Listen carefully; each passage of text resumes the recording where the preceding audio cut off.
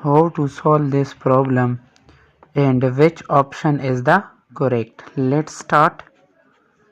3 square equal to 3 3s are 9 plus 4 4s are 16 plus 5 5s are 25 and square root.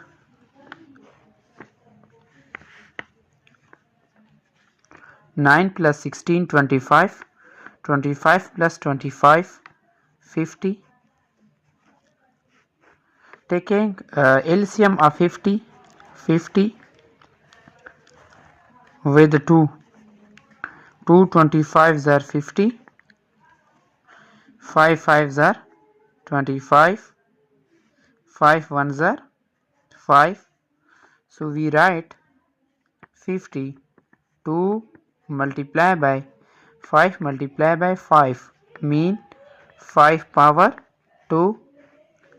Cancel square with square root, so 5 and square root 2 is the final answer.